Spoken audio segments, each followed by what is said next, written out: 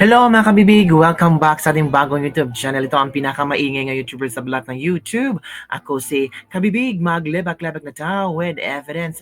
Teka muna ha, sagutin ko muna tong background na ito. Hindi ko po bahay ito. Oo, background lang po ito. Oo, downloaded na background. Baka sabihin nyo ang yaman-yaman ko. Yung iba naman ang sabi, galing sa pulubing background, yung mayamang background. Anong klaseng utak mo, bangag? O eto na, baka kailangan mo ng workshop, kagaya ni Stella Kimbo. Nako, si Stella Kimbo, inupakan at sinabihang kailangan nyo ng workshop. Sabi ni Tito Sen, ang mga lehislatura, ang mga kongresista, kailangan daw mag-undergo ng parliamentary rules and procedure workshops. Naku po, grabe naman to si Stella Kimbo kung ano-ano mga sinasabi niya. Nilaglag pa si Martin Romualdez at Grace po. Sabi ng ilang netizen, ito na ba ang panahon ng laglagan blues? Ay, laglag here, laglag there, laglag everywhere. Para sabihin, inosente ako. Hindi ako pumirma, may blanco, walang blanco. Ngayon, inamin ni Estela Kimbo na may blanco. Paano yan? Risa Hontiveros, yung pumirma at nagsabing walang blanco, paano yan Si Estela Kimbo na ang nagsabing may blanco sa BICAM report. Sino magdi-deny dyan? Yung magdi-deny, meaning liars. Oo, mga anong tawag doon mga tao, ito pa si Win Gatchalian na, tinignan ng aking staff, binasa ng aking staff, sana ang staff na lang ang nagpirma, hindi lang ikaw. Kasi parang wala ka ng trabaho, staff na staff ka. O ngayon, na-stop ka. Kasi sinabi ni Stella Kimbo, may mga blanco. Nako kabibig. Kaya nga sabi ng mga netizen, hala ka, ito na ang panahon na mag-awayan-awayan sila. Nako, ano kaya ang magiging tawag dito? Ano kaya ang pwedeng gawin ng Kongreso na yung pag-aamin ni Stella Kimbo? Nako ba, pati si Martin Romualdez nadamay dito kasi ano siya miyembro ng BICAM ito si Martin. Ito kasi ang sinasabi ni Stella Kimbo na merong dito mga topographical errors na ang correct daw ang mga technical staff. Nako po. Sabi ni Congressman Ungab, ito ang pinost si Congressman Ungab para malaman ni Stella Kimbo kung para saan lang ang trabaho ng mga technical staff. Ito na ha, ang mga technical staff, sabi ni Congressman Ungab, in fairness, the technical staff will only follow the instructions of superior officials like the BICAM chairpersons, members, or their designated representatives. There is no such thing as ministerial corrections because they're only authorized to correct typographical, grammatical, or printing errors. Naku, harap-harapan daw itong ang tawag dito, pangliling lang. Nako, linlangin. Pangbubudol. Kung binudol tayo noon, ang daming budulan ngayon. Dito sa omnibus motion, ito kasi ang sinasabi ni Stella Kimbo kahapon. Based sa omnibus motion na ginagawa na noon hanggang ngayon, ito pala ang laman ng omnibus motion. The technical staff of the House Committee on Appropriations and the Senate Committee on Finance are authorized to effect corrections of typographical, grammatical, and printing errors, as well as necessary adjustments such as performance indicators and section numbers of general and special provisions as a consequence of the amendments. In case of conflict between the conference committee report and the printed copy of bill, the latter shall prevail. So ito lang pala ang trabaho ng mga technical staff. Nandun nga pumirma si Grace po, si Zaldico. Ito lang pala ang trabaho nila to check typogrammatical error, yung printing tama ba or hindi. Pero bakit ang sinabi ni Stella Kimbo ay tungkol sa isang tawag doon, ministerial corrections na hindi naman trabaho ng mga technical staff? Naku, paano yan? Sabi ni Tito Soto, ministerial corrections by technical staff are never allowed in any bill, much more a law. You bring it back to plenary. Kaya nag-o-offer. Sabi ni ni Tito Soto na kailangan magkaroon ng workshop, dapat mag-workshop sila para alam nila kung ano ang kailangang trabaho. So ito kabibig ha, para klarong-klarong ang pag-amin ni Estela Kimbo. Baka sabihin nyo, hindi umamin si Estela Kimbo kabibig. Oy, ito mahimik ka. Umamin si Estela Kimbo, manood tayo. Ito ang pag-amin ni Estela Kimbo. Ano to? Laro-rang? Budget bago pinirmahan ng mga BICAM member. Nakatutok si John Anda. Appropriations Committee Acting Chairperson Stella Kimbo na may mga blanco sa BICAM report ng 2025 national budget pero wala na sa enrolled bill na nilagdaan ng Pangulo. May mga blanco sa BICAM report pero sa enrolled bill wala.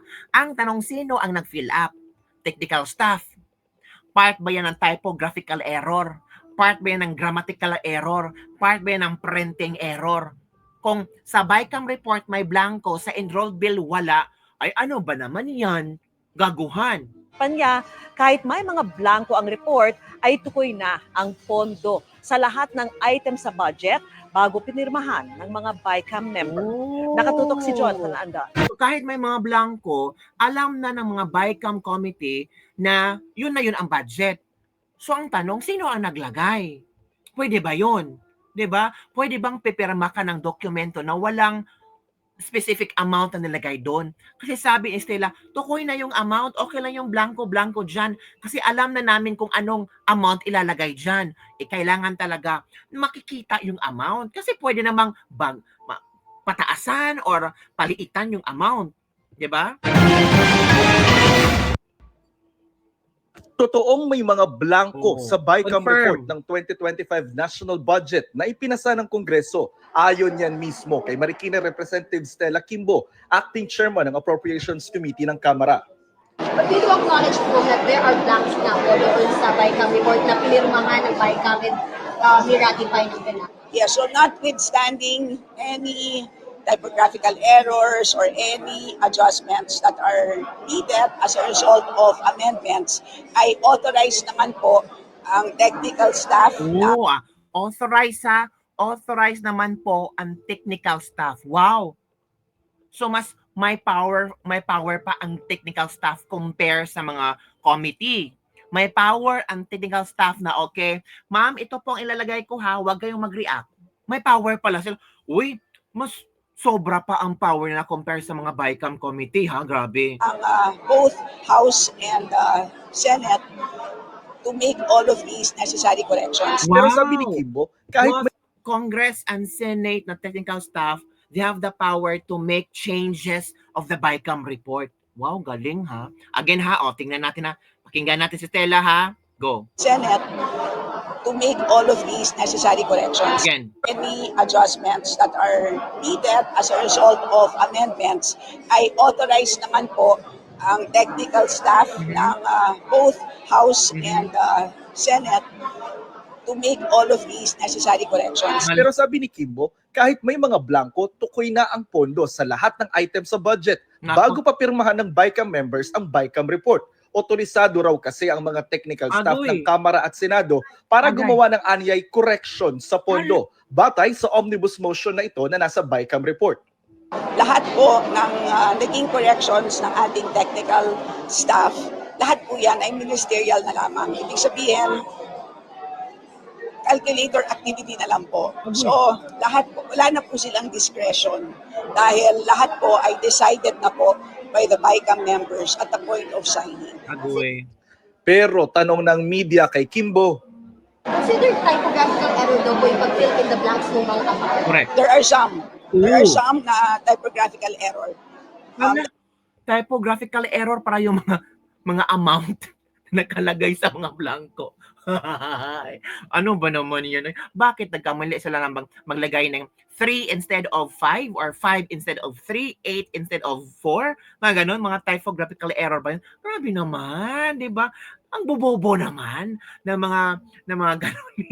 Dahil yung iba doon ay makikita naman eh. Kasi technical sa omnibus motion po, i-allow yung paglagay ng numbers, kumbaga, dahil Yes. blanco siya error, siya Yes. mistakes. And there is another omnibus provision doon sa BICAM na in case na magkaiba po ang version ng printed at saka ng BICAM report, ang magre-prevail po is the printed version. Sabi ni Kimbo, wala naman ng blanco ang 2025 budget nang maging enrolled bill na ito. Kaya giit niya, It is legal, it is fully enforceable, it is valid. Dahil po ang ating enrolled bill, ibig sabihin po ang General Appropriations Bill na nanggaling po sa Congress ay kompleto.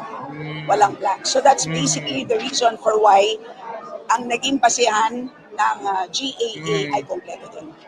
banat ni Kimbo, walang basihan at politika lang ang Oh. pagbatikos sa 2020 Wala, politika lang pala itong pagbatikos ng 2025 BICAM report. Grabe naman kung binatikos ang BICAM report, political. Hindi ba pwedeng may napansing mali? So once babatikos sa inyo, political. Paano na lang, sino na lang ang magtitingin sa mga ginagawa niyo?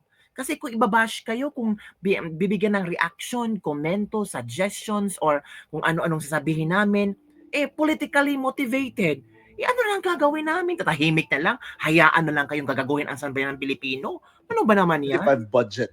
Sinusubukan namin kunan ng pahayag ang Malacanang at Senado sa mga sinabi ni Kimbo. Pero dati nang sinabi ni Executive Secretary Lucas Bersamin, walang blanco sa enrolled bill na dinala sa palasyo at pinirmahan ng Pangulo. Ano man daw tanong tungkol sa BICAM report, dapat Kongreso ang sumagot. Para sa GMA Integrated So yun kami, Big. Sinagot na tayo ni Stella Kimbo. Ang sabi ni Stella Kimbo, may blanco pero ang technical staff, ang tawag doon, mga topographical error. So some of the amount, ang technical staff ang naglagay. So yun kami, Big. Clarity naman. So ano ang iyong komento tungkol dito? Parang grabe no, may mas power pa yung technical staff na pwedeng maglagay ng mga any amount as long as alam na ng Senado at Kongreso kung magkano yung amount na ilalagay doon. Diba? Trabaho nila, ang technical staff ang pinapapagawa. Tapos, ngayong nagkabistuhan ng mga blanco sa BICAM report, ito ang mga rason nila. Kaya nga pinuna sila ni Tito Soto na ministerial corrections by technical staff are never allowed in any bill, much more a law. You bring it back to plenary. So yun mga kabibig. So ano ba talaga ang tama mga kabibig? Diba? Sabi dito ni Attorney Arnedo S. Valera, papanagutin ang mga lawmakers. Ang ganitong sitwasyon ay nagpapakita ng gross abandonment and dereliction ng tungkulin ng mga mambabatas na maaaring magresulta sa kanilang pananagutan sa ilalim ng konstitusyon at kaukulang batas. Maaaring maghain ng reklamo labang sa mga sangkot ng mambabatas para sa administrative at criminal liability, alinsunod sa Republic Act No. 30/19 Anti-Graft and Corruption Practices Act at iba pang kaugnay na batas. Attorney Arnedo S. Valera, President Hakbang ng Maisog USA. Nako. Ano ba itong omnibus provision? Bagamat sinasabi ni Congresswoman Kimbo na matagal nang umiiral ang omnibus provision na nagbibigay ng kapangyarihan sa technical staff na magtama ng mga typographical errors, hindi maaaring gamitin ang probisyong ito upang bigyang katwiran ang pagpuno ng mga blanco. Ang typographical errors ay tumutukoy lamang sa mga maliliit na pagkakamali tulad ng maling spelling or format. Ngunit hindi saklaw nito ang paglalagay ng mga halaga or item na hindi pa malinaw na naitala sa BICAM members. Yun mga kabibing. Sa kaso ni Belhica V. Executive Secretary GR number 28566 November 19, 2013, binigyan diin ng Korte Suprema ang pangangailangan ng tiyak at malinaw na paglalaan ng pondo. Ang discretionary na paglalagay ng halaga sa budget ay hindi maaring ipasa sa mga technical legislative personnel. So, yun mga kabibig, yun ang sabi ng isang lawyer na kung saan in-explain niya na hindi trabaho ng technical staff yan, ng pagbigay, lalo na yung specific amount sa BICAM report. Inamin na may blanco, ang nag-fill up ang technical staff, may pananagutan ba ang technical staff? Pwede. May pananagutan ba ang mambabatas? Pwede yan mga kabibig. Ang tanong, sino ang maghahain ng reklamo? Naku po, yan po mga kabibig. Maghintay-hintay tayo kasi hindi pa matatapos itong storya ng BICAM report. Ano kaya ang maging solusyon nito mga kabibig? Don't forget to like, subscribe, and share this video. Bye everyone. See you next time.